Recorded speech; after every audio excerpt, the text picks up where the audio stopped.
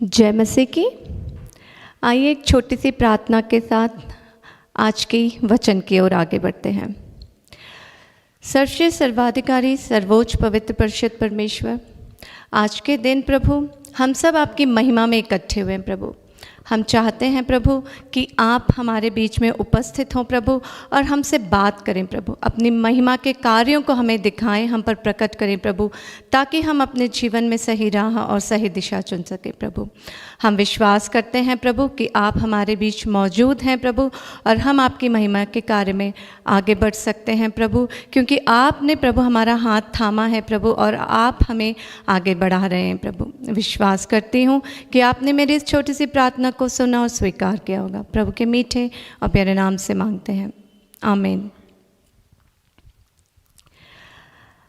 आप सबको बड़े दिन की बहुत बहुत शुभकामनाएं। क्रिसमस को बड़ा दिन कहा जाता है क्योंकि ये एक ऐसे परिवर्तन का समय था जो बात करता है बड़े विषयों की।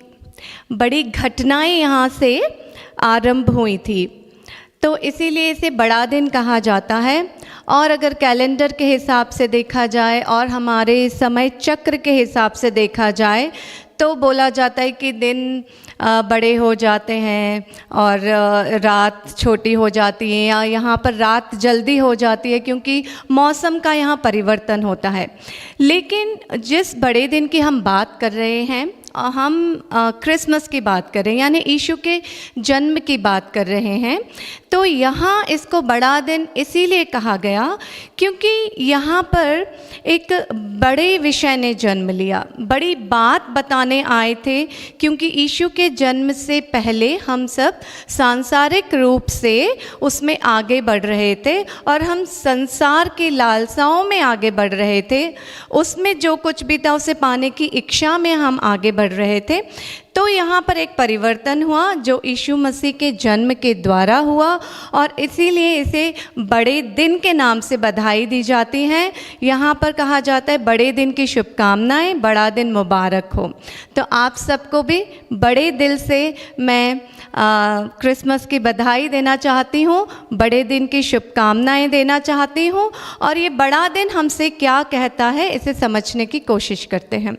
क्योंकि जब कोई सेलिब्रेशन की बात होती है, जब कोई त्यौहार होता है, कोई ओकेशन होता है, कोई फेस्टिवल होता है, तो हमारा सारा ध्यान सजावट पर होता है। हम तरह तरह से अपने घरों को साफ़ करते हैं, सजाते हैं, है ना, लाइटिंग्स लगाते हैं, दीप जलाते हैं, रोशनी करते हैं, और रंग बिरंगे रंगों का इस्तेमाल कर कर हम अपने घर को सुंदर, या जिस जगह में हम रहते हैं उसको सुंदर बनाने की कोशिश करते हैं। क्या सिर्फ सुंदरता और सजावट ही किसी त्योहार का मुख्य उद्देश्य होता है?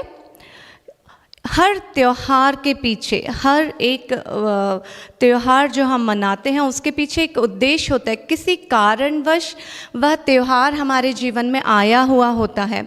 तो हम ये जानने की कोशिश करते हैं कि ये जो बड़ा दिन है, ये जो क्रिसमस है, जिसे हम यीशु के जन्म के नाम से मनाते हैं, उनके जन्म के अवसर के लिए मनाते हैं, ये हमसे एक्चुअल में मतलब वो विशेष बात क्या है जो हम इस अवसर से जानें।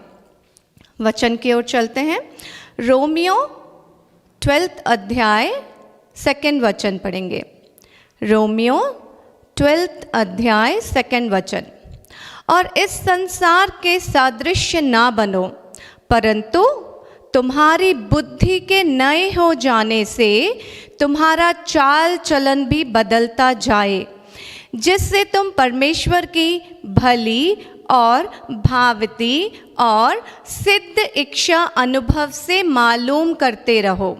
है ना, यहाँ पर हमें क्या बताया जा रहा है कि हम परमेश्वर की जो भली और भावती और सिद्ध इच्छा है ना, उसका अनुभव करें, उससे हम मालूम करते जाएं। है ना, ऐसा नहीं कहा गया कि तुम्हें मालूम हो गया है ना, मालूम करते जाना है। जितना हमारा जीवन है, जब से हमें ये लगता है कि मैं कुछ सोचने और समझने की शक्ति रखता हूँ, जहाँ से हमारा ज्ञान हमारे पास हो जाता है, हम चीज़ों को समझने लगते हैं, है ना, वहाँ से हमें क्या करना, जब तक हमें ये समझ नहीं है, हम चीज़ों को भली रूप से नहीं समझ सकते, अच्छे रूप से नहीं समझ सकते, तब तक की बात तो ठीक है। लेकिन वचन कहता है कि भली और भावती और सिद्ध इच्छा अनुभव से मालूम करते जाओ, है ना। हमारे जीवन में जैसे जैसे हमारा जीवन काल बढ़ता जाता है, हमारी आयु बढ़ती जाती है, हम अपने जीवन में आगे बढ़ते जाते हैं, तो उन सारी बातों में हमें एक स्पष्टता जाननी होगी, क्लैरिटी रखनी होगी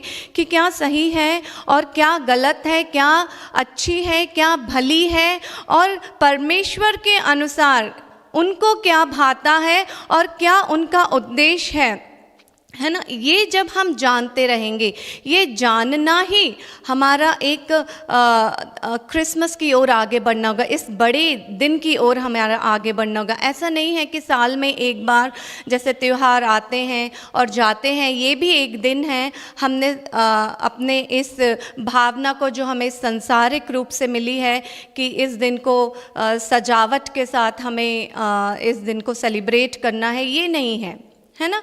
वचन बताता है कि इस संसार के सादृश्य ना बनो, है ना। तो नहीं बनने का जो स्वभाव है वो बहुत गहरी बात है ना। क्योंकि जहाँ हम रहते हैं, जिस जगह पर हमारा जीवन चल रहा है, वैसा ना बनना बहुत बड़ी और कठिन बात होती है ना। जैसे मछली जल के अंदर रहती है, अगर हम बोल देंगे कि तुम उस स्वभाव को ना ग्रहण करो, तो क्या वो कहाँ पे जिएगी फिर, है ना। मछली अगर पानी में नहीं रहेगी तो वो कैसे स्वभाव को ग्रहण करेगी, वो कहाँ रहेगी, है ना। तो ये जो चीज़ें, हम भी ऐसे ही हैं, हम इस संसार में हैं, हमारा उठना बैठना चलना हर एक काम इस संसार में होता है। लेकिन वचन कह रहा है कि तुम इस संसार के सादृश्य ना बनो।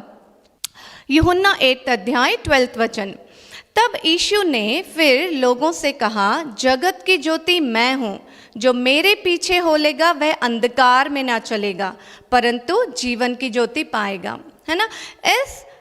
यहाँ पर यह उद्देश्य बताया जा रहा है कि जीवन की ज्योति पाना ज़रूरी है ना। एक ऐसी ज्योति जो हमारे जीवन को रोशन करती है, हमारे मार्ग में रोशनी बढ़ती है, हमें बुद्धि, ज्ञान और सही चुनाव सिखाती है। जैसे हमने वचन में पढ़ा कि बुद्धि के नए हो जाने से तुम्हारा चाल चलन, है ना, बदल जाए। यहाँ हमारा चाल चलन बदला जाना चाहिए, हमारी बुद्धि में नयापन आना चाहिए, हम नए तरीके से, है ना, सोचने की जो नया तरीका है उसे अपनाना चाहिए, एक नएपन को अपनाना है। जो पुरानी रीतियों से चला आ रहा है उसी के अनुसार नहीं चलना है। यही संसार हमेशा क्या करता है, लोगों को आगे लेकर चलता है, अपनी जो उसका स्वभाव, एक संसार का जो अपना स्वभाव है वो हमें देना चाहता है। लेकिन वचन कह रहा है कि संसार के सादृश्य ना बनो, क्योंकि यहाँ पर वचन कह रहे जीवन की ज्योति मैं हूँ, जो मेरे पीछे होलेगा वो अंधकार में नहीं रहेगा, और जो अंधकार में नहीं है उसके पास स्पष्टता है, क्लैरिटी है ना। उसके सामने सारी चीज़ें सही और गलत को परखने का पूरा वहाँ पर रखा हुआ है कि क्या सही है और क्या गलत है, हम कैसे सही का चुनाव करेंगे, है ना। तो मत्ती 26 अध्याय 41 वचन में पढ़ेंगे, जागते रहो और प्रार्थना करो कि तुम परीक्षा में ना पड़ो।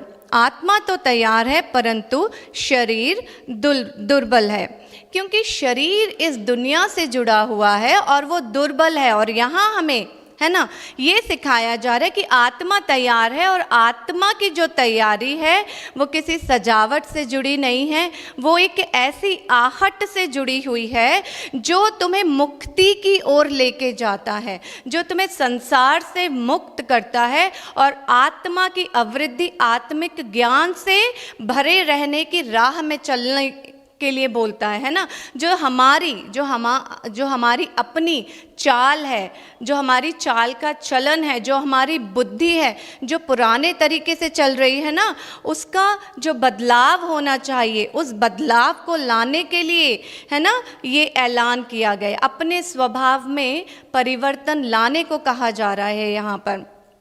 ठीक है। ये बदलाव क्या करेगा? ये बदलाव हमारी दशा को बदलेगा, ये हमारी दिशा को बदलेगा।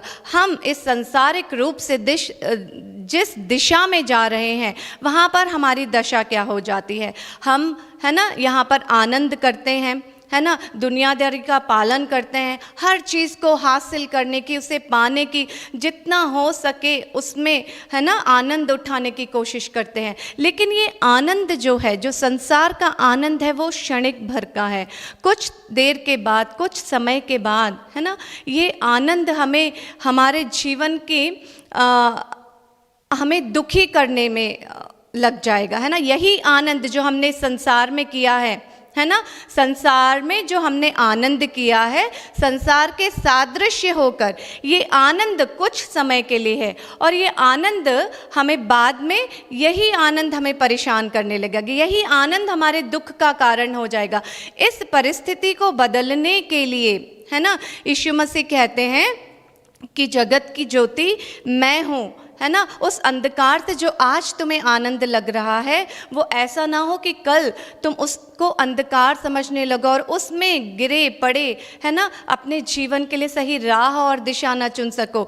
तो यहाँ पर जागते रहो, है ना, ये मुख्य बात है, जागते रहो और प्रार्थना करो। यहाँ पर वचन कहता है कि जागते रहो। कैसी स्थिति में? अपनी आत्मिक स्थिति में। जो आत्मा तैयार है, वो इसलिए तैयार है कि वो तुम्हें जगा कर रखे, ताकि तुम क्या कर रहे वो तुम्हें बता सके, तुम्हें सही राह, तुम्हारी दिशा को, है ना, बदल दे, सही की ओर तुम्हारी दिशा हो जाए। और जब सही की ओर हमारी दिशा, हम सही दिशा को चुन लेते हैं, तो हमारी वो जो पुरानी दशा है, जो संसार से जुड़ी हुई दशा है ना, वो भी बदल जाती है। जो हम आनंद कर रहे हैं, इसमें हासिल करने की कोशिश कर रहे हैं, ये नहीं है सब कुछ। यहाँ वचन कह रहा है कि आत्मा की तैयारी, जो आत्मा पहले से सिद्ध है ना, उसके ऊपर ध्यान दो। शरीर की दुर्बलताओं में पड़े मत रहो, है ना। इस आहट को सुनो। ये एक ऐलान का समय है, ये एक, है ना, सूचना दी जा रही है तुम्हें। सार्वजनिक रूप से ये सूचना दी गई थी। क्रिसमस का मतलब है सार्वजनिक रूप से प्रसारित की गई सूचना, जो हम सब तक पहुंचाई गई है। और वो सूचना ये है कि हमको जीवन की ज्योति पाना है ना, जीवन की ज्योति पाने की जो तैयारी है। और जो हमारी आत्मा है ना, और जो शरीर है, जो दुर्बल है, इन दोनों में फ़र्क करना हमें आना चाहिए। शरीर हमारा संसार में काम करता रहता है ना, लेकिन आत्मा हमें किस ओर लेके जा रही है, इस पर हमें ध्यान देने की ज़रूरत है। तो अगर हम संसार के पक्ष में हैं, है ना, यहाँ पर दो पक्ष हो जाते हैं। अगर हम किसी एक पक्ष में हैं, यदि हम संसार के पक्ष में हैं और आनंद हमारे जीवन में है, और तो हमें क्या करना पड़ेगा, हम इसी में आनंद मानेंगे, इसी को सुख मानेंगे, इसी में अपना जीवन व्यतीत करना चाहेंगे। यदि हम संसार के विरोध में हैं, जैसा कि वचन कहता है, इस संसार के सदृश ना बनो, ये बुद्धि की बात है, बुद्धि को नया करो। और बुद्धि का नया होना ये बात है कि संसार के विरोध में, है ना। कहाँ पर विरोध हुआ था? संसार का किस स्थिति में विरोध हुआ था? किसने विरोध किया था, है ना। अगर हम यीशु मसीह के जन्म से पहले की बात देखेंगे तो मरियम ने, है ना, सारी दुनिया के विरुद्ध जाकर, उन्हें पता था अगर मैं ये कदम उठाऊंगी, है ना, अगर ये जो बात हो रही है, कुंवारी स्थिति में एक स्त्री का गर्भवती होना, है ना, कितने विरोध की बात है। उन्हें अपने समाज के बारे में पता था, उन्हें नियम के बारे में पता था, उन्हें कानून पता थे, उन्हें पता था अगर मैं ये कदम उठाती हूँ, वचन के अनुसार, है ना, मैं चलने की कोशिश करती हूँ और मैं ये कहती हूँ कि वचन के अनुसार मेरे जीवन में हो, है ना, तब मेरा क्या होने वाला है। और उन्होंने पूरे संसार के विरुद्ध में, है ना, इस बात का अंगीकार किया कि वो यीशु मसीह को जन्म देंगी, और उन्होंने अपने कदम आगे बढ़ाए। यानी यहाँ पर कोई बड़ा काम करना हो, हमने कहा ना कि बड़ा दिन, है ना, बड़ा दिन इसीलिए बोला जाता है क्योंकि यहाँ पर बड़े बड़े बदलाव हुए थे, बड़े निर्णय लिए गए थे। और यहाँ पर संसार के विरुद्ध कैसे काम होते हैं और उन कामों का प्रभाव क्या होता है, ये हमें देखने को मिलता है। है। और ये आसान नहीं था, अपने घर परिवार के खिलाफ जाना, समाज के खिलाफ जाना एक स्त्री के लिए एक बहुत बड़ी बात होती है। लेकिन उन्होंने, है ना, इस बड़ी बात का अंगीकार किया, उन्होंने स्वीकार किया और उन्होंने एक ऐसा कदम उठाकर आगे बढ़ी जहाँ पे सब लोग उनके विरुद्ध हो गए। कितनी तकलीफ़ों का उन्होंने सामना किया, कितनी कैसी, है ना, परिस्थितियों में वे आगे बढ़ी। यीशु मसीह के जन्म तक कितनी सारी परेशानियां, कितना संघर्ष, कितनी मुश्किलें, कितना दुख, किसी ने भी उनको घर में जगह ना दी, कहीं पर उन्हें जगह नहीं मिली, ना किसी के घर में, है ना किसी के मन में, कहीं पर भी ना उन्हें स्वीकार नहीं किया गया, क्योंकि उन्होंने संसार के विरुद्ध में कदम उठाया था, है ना। जब संसार के विरुद्ध में हम कदम उठाते हैं ना, तो हमें कहीं पे भी जगह नहीं मिलती। लेकिन उनके गर्भ में एक ऐसी जगह थी जहाँ पे ये ज्योति पल रही थी, है ना। बड़ी बात क्या है कि माँ मरियम जो आज का दुख उठा रही हैं, आज का जो कष्ट है उनका, आज की जो तकलीफ़ है, जिस कदम को उठाने के बाद इस दुनिया ने उन्हें स्वीकार नहीं किया, उनके घर परिवार ने और समाज ने उनका स्वीकार नहीं किया, है ना, उन्हें समाज से निकाल दिया गया। लेकिन इस दुख और तकलीफ और परेशानी, है ना, और इस संघर्ष के बाद एक ऐसी ज्योति को वो जन्म देने वाली थी। बस वो एक मौका ही उनके जीवन के लिए उन्होंने सोचा कि बस ये एक बड़ी बात है जिसे मैं जन्म देने वाली हूँ, और ये मेरे लिए सौभाग्य की बात है, ये मेरे लिए आनंद की बात है कि मैं इस कार्य के लिए चुनी गई हूँ, है ना। चुना जाना कितना अच्छा लगता है ना, बहुत सारी भीड़ और उसमें से हम चुने जाएं, है ना, हज़ारों में एक, लाखों में एक, सारी दुनिया में एक, है ना। फिर माँ मरियम जैसा कोई नहीं रहा, ये कुंवारी मरियम से फिर माँ मरियम बन गई, है ना। कितना बड़ा परिवर्तन हुआ। लेकिन ये परिवर्तन होने के लिए जो कदम एक उठाना था, जो एक बात का अंगीकार करना था कि वो संसार के सादृश्य ना होकर संसार के विरोध में, है ना, कदम उठा रही, ये बड़ी बात है। अगर संसार के पक्ष में वो होती, अगर वे संसार के पक्ष में होती तो यीशु मसीह का जन्म नहीं हो पाता, है ना। तो जब यीशु मसीह का जन्म इसलिए हो रहा था कि वो जीवन की ज्योति हैं और जगत की ज्योति हैं, और ये सार्वजनिक रूप से प्रसारित होने वाली सूचना थी, है ना, कि उनका जन्म एक बड़ा परिवर्तन लेके आने वाला है। तो इसके लिए उनको किसके पक्ष में होना था, संसार के पक्ष में या संसार के विपक्ष में। तो कई बार अगर यदि हमारे जीवन में ऐसी कोई परेशानी आती है तो हम बहुत कंफ्यूज हो जाते हैं, और हर इंसान के जीवन में कहीं ना कहीं, कभी ना कभी समाज से जुड़ी हुई बातें हो जाती हैं, घर परिवार से जुड़ी हुई बातें हो जाती है, जहां हमें ऐसे मोमेंट में रख दिया जाता है, ऐसी स्थिति में खड़ा कर दिया जाता है जहां हमें ये चुनना पड़ता है कि मैं संसार के पक्ष में हूँ या संसार के विरोध में हूँ, है ना। तो इस समय जो निर्णय हमें लेना होता है ना, वो बहुत ज्ञान और जो बुद्धि को नया बना कर लो, है ना। यहाँ वचन कह रहा है ना कि बुद्धि के नए हो जाने से तुम्हारा चाल चलन भी बदल जाए, और भली और भावती और सिद्ध इच्छा अनुभव मालूम करो। ये सिद्ध इच्छा क्या है, ये भली बात क्या है, संसार से डरना या संसार के नियम और कानून के अनुसार चलना या उसके विरोध में चलना। संसार हमें क्या देता है, संसार हमें सुख दे रहा है, आनंद दे रहा है ना। इस संसार में जुड़ी हर चीज़ को हम हासिल करने की कोशिश कर रहे हैं,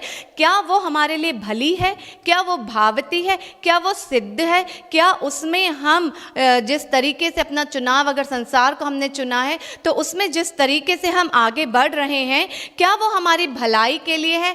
हमारा जो आज का जीवन है वो आगे चलकर क्या हो जाएगा, इसकी पहचान कराने के लिए हमारे अंदर ये ज्योति का होना, जो यीशु मसीह नाम की ज्योति, इस ज्योति का होना ज़रूरी है।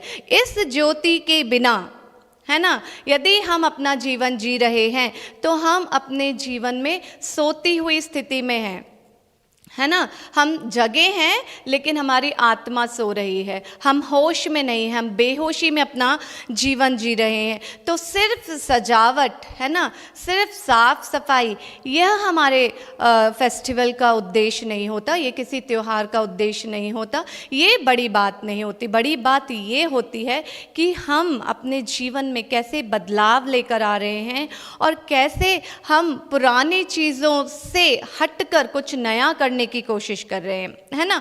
ये बदलाव बहुत ज़रूरी है ना। संसार क्या करता है? संसार एक भीड़ है ना। यूहन्ना 8 अध्याय 7 वचन देखेंगे हम। जब वे उस स्त्री से पूछते ही रहे तो उसने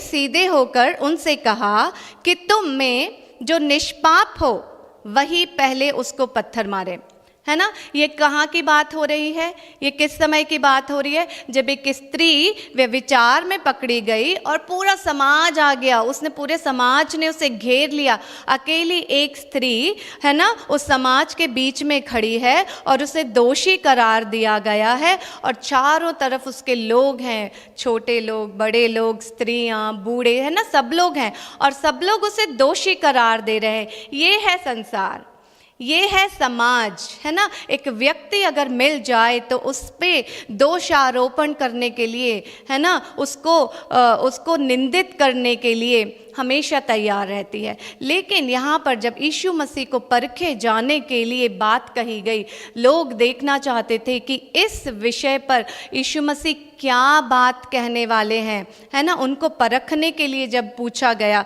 तो मसीह कहते हैं, परंतु, है ना, जब ये बोला गया तुम में जो निष्पाप हो वही पहले उसको पत्थर मारे, है ना। जैसे ही ये बात बोली, है ना, यीशु मसीह के परखने के लिए जो सवाल उठाया गया था और उनके जवाब से लोगों पर क्या प्रभाव पड़ा। जब यीशु मसीह ने कहा तुम में से जो निष्पाप हो वही पहले उसको पत्थर मारे, है ना, जैसे ये बड़ा परिवर्तन था।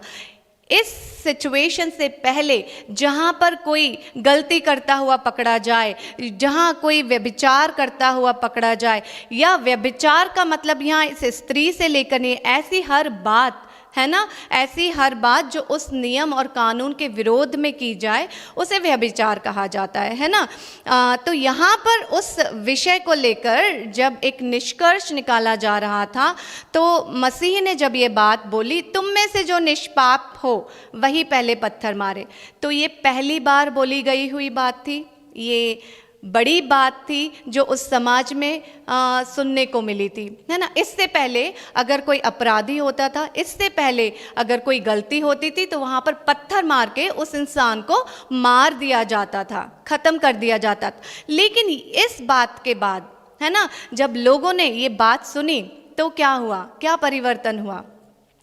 परंतु वे यह सुनकर बड़ों से लेकर छोटों तक एक एक करके निकल गए और यीशु अकेला रह गया और स्त्री वहीं बीच में खड़ी रह गई, है ना। सब लोग, किसी ने पत्थर नहीं मारा, सब लोग चले गए वहाँ से, क्या छोटे, क्या बड़े, क्या बूढ़े, है ना, सब लोग वहाँ से चले गए और वहाँ स्त्री अकेली खड़ी थी।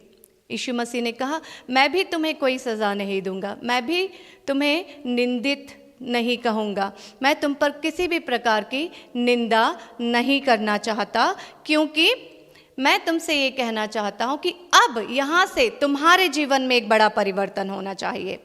यहाँ से आगे फिर कभी पाप ना करना, है ना, पाप ना करना, ये बड़ी बात है। पाप के लिए सज़ा देना संसार का नियम था।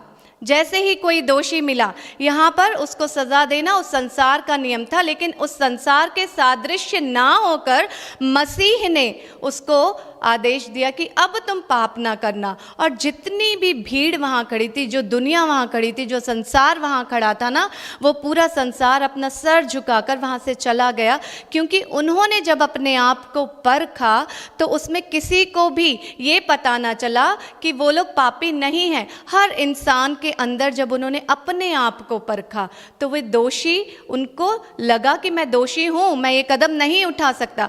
तो यीशु मसीह के जन्म का उद्देश्य ये था कि हम अपने आप को परखें।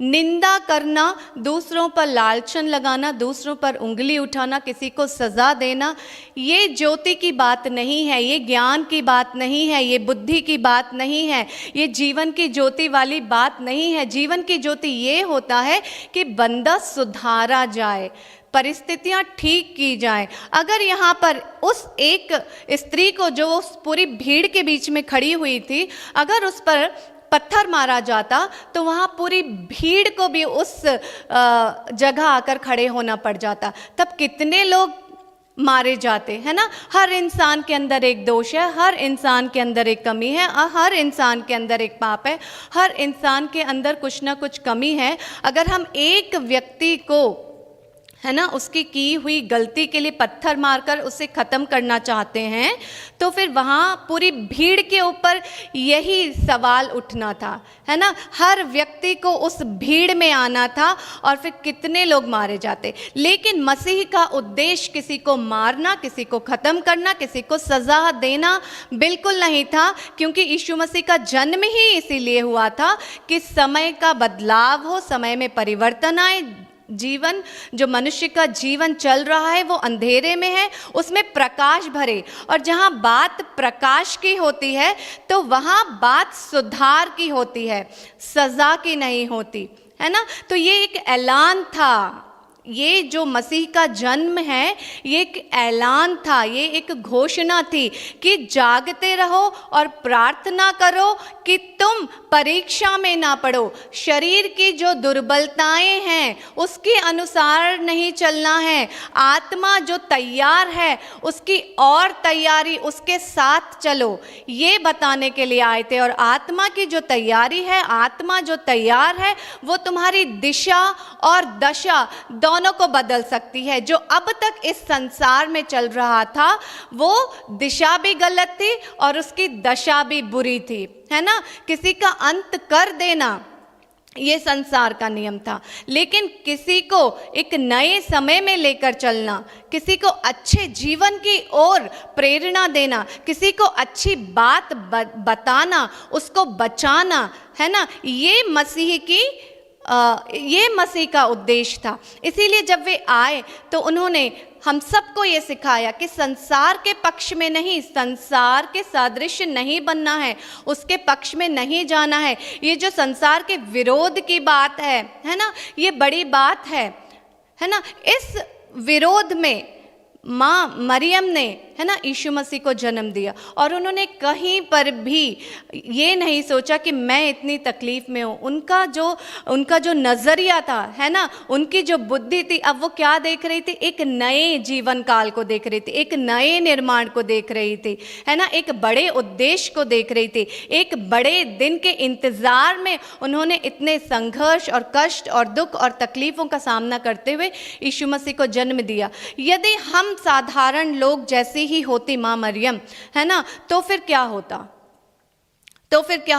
वो संसार के पक्ष में होती, वो भी कहती अरे मेरी सब लोग मुझे गलत बोलेंगे, सब लोग मुझ पर दोषारोपण करेंगे, है ना, सब लोग मुझ पर इल्ज़ाम लगाएंगे, है ना। तो इज्जत जो है, जो मान सम्मान है, वो बड़े कार्य के लिए होना चाहिए, बड़े उद्देश्य के लिए होना चाहिए। छोटी छोटी बातों में हमारी जो इज्जत, हम बोलते हैं ना कि मेरी तो इज्जत चली गई, है ना, मेरी तो इंसल्ट हो गई, ये छोटी छोटी बातें हैं। यहाँ पर अगर बेइज्जती हो भी जाती है तो उसका जो रिजल्ट हमारे पास होना चाहिए वो बड़ा होना चाहिए, क्योंकि इज्जत जो है, जो मान और सम्मान की बात है, वो तो ज्ञान से जुड़ी है, वो तो आत्मा की तैयारी से जुड़ी है, वो तो आत्मिक ज्ञान से जुड़ी है ना। ये जो शरीर हमारा दुर्बल है, पहले से ही वचन कह रहा है कि शरीर तो दुर्बल है ना, उसके अनुसार, अगर उसके अनुसार उस दुर्बल स्थिति में ही हम जीते रहे तो हम संसार के पक्ष में हो जाएंगे। दुर्बल शरीर को ख़त्म हो जाने दो, उसको पकड़कर नहीं होना है। ख़त्म हो जाने का मतलब शरीर का अंत हो जाना नहीं है। शरीर की कमज़ोरियों को पकड़कर हम ये बोलते हैं कि ये मेरी इज्जत चल जाएगी, मेरा मान सम्मान ख़त्म हो जाएगा, है ना, मेरी तो बेइज्जती हो जाएगी। ये तुम्हारे लिए नहीं है ये बातें, ये तुम्हें सोचने की ज़रूरत नहीं है। तुम्हारा काम अगर बड़ा हो, तुम्हारी क्रिया अगर बड़ी हो, तुम ऐसे कदम संसार के विरोध में अगर ऐसे कदम उठा रहे हो, है ना, जो बड़े हैं, बड़े उद्देश्य के लिए हैं, जो रोशनी के लिए हैं, प्रकाश के लिए हैं, ज्योति के लिए है, सही राह और सही दिशा के लिए है, तो तुम्हारी दशा और दिशा दोनों आत्मिक रूप से सही जगह पहुंचेगी। हमारा जो जीवन है, हमारा जो जीवन काल है, हमें संसारिक रूप से एक एक दिन, एक एक वर्ष जिस तरीके से इस सजावट में लीन होकर अपने आप को इस संसार के अनुसार चला रहे हैं, इसका बदलाव ही बड़ी बात है। इसीलिए इसे बड़ा दिन बोला जाता है। यहाँ से बड़े बड़े परिवर्तन, ये शुभकामनाएं देना चाहते हैं मसीह हमको। संसार के सादृश्य मत बनो, इसके विरोध में कार्य करना सीखो, है ना। जैसे यीशु मसीह की जो नींव गर्भ में जिस तरीके से उनका पालन पोषण हुआ, वो विरोध के द्वारा हुआ। ये विरोध हमारे लिए बहुत ज़रूरी है। हमें चुनना होगा कि हम किसके पक्ष में हैं, और हमारी बुद्धि का नयापन ये हमें लाना होगा। हम बुद्धि से नए नहीं हैं, अपनी चाल चलन से नए नहीं हैं। हमारा सारा जीवन उस पुरानी स्थिति के द्वारा ही है, उस पुरानी परिस्थितियों में ही उलझा हुआ है, और हम इस संसार में उसी तैयारी के अनुसार चल रहे हैं। और सिर्फ हम नाम के वास्ते कुछ भी करते हैं, सिर्फ नाम के लिए कुछ करते हैं, तो फिर ये कोई सेलिब्रेशन का समय नहीं है। ये सिर्फ संसार के रूप से एक दिखावा होगा, और मसीह को दिखावा बिल्कुल पसंद नहीं है, क्योंकि वो यही हमारे लिए घोषणा करने आए थे कि जीवन बदलना है, जीवन को सही दिशा देनी है ना। इस अवसर पर हम सबको, है ना, जागते रहो और प्रार्थना करो। सिर्फ ये एक बात अपनानी है अपने जीवन में। जब हम जाग जाएंगे, है ना, हमारी पुरानी स्थितियां बदल जाएंगी।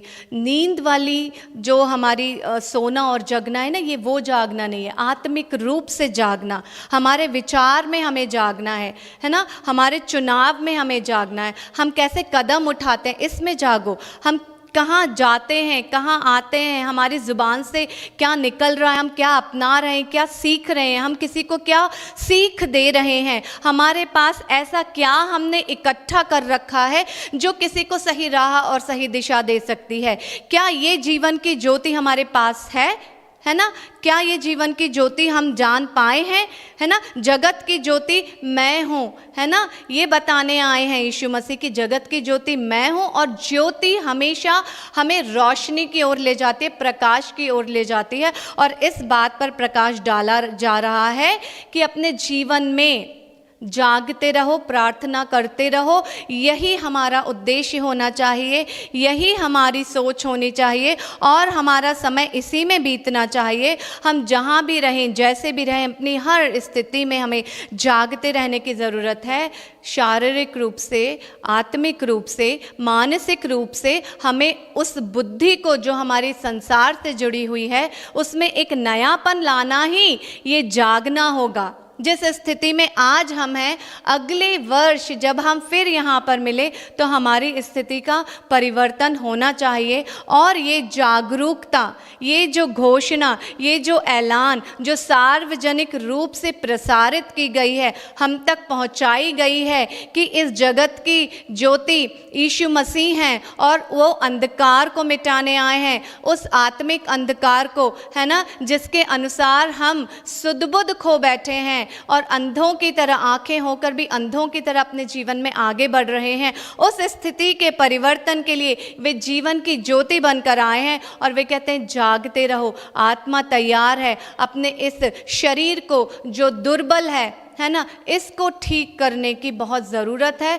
और ये तब ठीक होगा जब तुम इस संसार के सादृश्य ना बनो, और उस भली बात को जो परमेश्वर के द्वारा है, उस भावती बात को जो सिद्ध इच्छा के अनुसार हम तक पहुंचाई गई है, उसे मालूम करना। यदि आज तक मालूम नहीं हुआ है तो हमें उसे जानने की ज़रूरत है। मालूम करते रहो, मालूम करना बहुत ज़रूरी है। दुनिया का काम है दोषारोपण लगाना।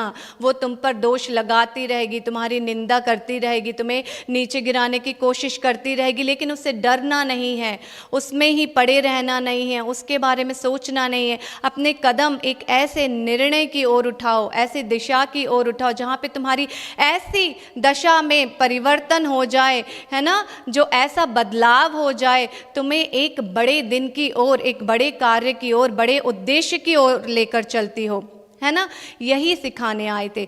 माँ मरियम ने जिस तरीके से संसार का विरोध करके यीशु मसीह को जगत में जन्म दिया है, और उस मसीह को हमें हमारे अंदर, हमारे जीवन में जन्म देने का मौका देना होगा। और वो तभी हमारे अंदर जन्म ले सकेंगे जब हम जागते रहेंगे और प्रार्थना करेंगे, और हम ये अंगीकार करेंगे और हम ये बोलेंगे कि वचन के अनुसार ये जो जीवन की ज्योति है, जो मसीह नाम से जुड़ी हुई है, ये मेरे अंदर भी हो, है ना, ताकि मैं अपने जीवन में, अपने भविष्य में, अपने आने वाले समय में संसार के सादृश्य ना होकर बड़े कामों को करने की प्रेरणा दे सकूं। मैं अपने आप में, है ना, ये जो सारी बातें हैं मुझे अपने आप से करनी, हम सबको अपने आप से करनी है। हमें किसी और को कहने से पहले ये सारी चीज़ें खुद के अंदर जाननी होगी, समझनी होगी। वचन सदा से हमें अपने आप को सही करने की प्रेरणा देता है।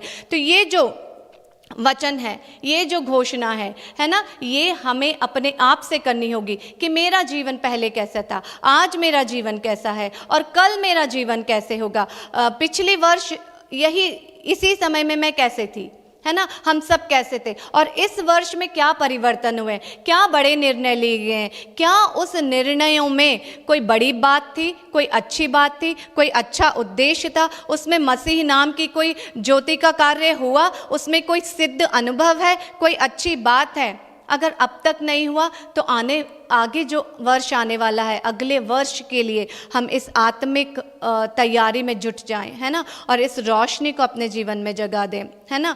अच्छी बात है कि हम कुछ अवसरों पर सजावट करते हैं, है ना, तैयारियां करते हैं, ठीक है, इसमें कोई गलत बात नहीं है। लेकिन उससे भी बड़ी बात हमें जानने की ज़रूरत है। उससे बड़ी बात ये है कि ये जो आहट है ना, जो तुम्हें सज़ा से मुक्ति देकर तुम्हारी दशा और दिशा को बदलती है, और एक सही उद्देश्य के लिए तुम्हें तैयार करती है, एक सही बात के लिए तुम्हें आगे लेकर चलती है, तुम्हें सही बात की प्रेरणा देती है, इसको जानने की ज़रूरत है। क्योंकि जीवन की ज्योति जिसने पाली है वो इस संसार के सादृश्य नहीं रहेगा, इस संसार के विरोध में रहेगा। और संसार के विरोध में होने का मतलब है संघर्ष, है ना।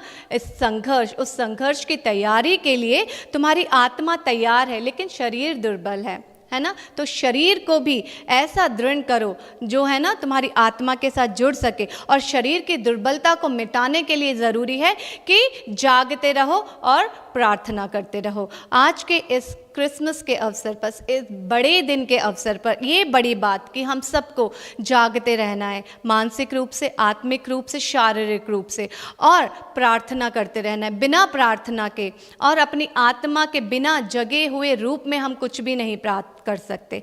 तो आज के इस बड़े दिन की शुभकामनाएं देकर मैं आपको ये बताना चाहती हूँ कि ये जो ऐलान है ना, ये ऐलान से भरा हुआ हमारा क्रिसमस है। ये एक घोषणा के रूप में हमारे जीवन में आया है, जागते रहो, है ना, जागते रहो और प्रार्थना में लगे रहो। यही हमारे क्रिसमस का संदेश है, और इस संदेश को हम सबको अपने अच्छे भविष्य के लिए अपनाना होगा। अपने बच्चों को, है ना, हम ये जो सब सिखा रहे हैं, हम अपने बच्चों को आज इस वर्ष में हम एक नई बात अपने बच्चों को सिखाते हैं कि त्यौहार का जो मकसद होता है, जो उद्देश्य होता है, वो इतना छोटा नहीं है। त्यौहार के जो उद्देश्य होते हैं बड़े मकसद होने चाहिए, बड़े हमारे निर्णय होने चाहिए, और बड़े बदलाव होने चाहिए जो हमारी आत्मा को, है ना, आत्मा को सही दिशा और सही दिशा दे। और ये जो तैयारी है आत्मा की, इसके अनुसार हम चल सके और शरीर की दुर्बलता से बाहर निकल सके। मैंने हमारे बचपन में बहुत क्रिसमस सेलिब्रेट किया है। हम लोगों के यहाँ जिस तरीके से क्रिसमस सेलिब्रेट किया जाता था वो आज भी लोग याद करते हैं, और हर वर्ष हमें फ़ोन्स आते हैं और वो बोलते कि आप लोग जिस तरीके से क्रिसमस सेलिब्रेट करते थे कोई नहीं करता, है ना। तो उस वक्त मुझे आत्मा के ज्ञान की पहचान नहीं थी, लेकिन जब आत्मा की पहचान हुई, जब ये आत्मा की तैयारी हुई, तो फिर मुझे लगा कि वो मैंने संसार के रूप से क्रिसमस सेलिब्रेट किया था। लेकिन अब ये जो बदलाव है ये मैंने देखा है कि आत्मिक ज्ञान के अनुसार जो बदलाव हमारे होते हैं और संसार के अनुसार जिन बातों को हम करते हैं उसमें बहुत फ़र्क होता है।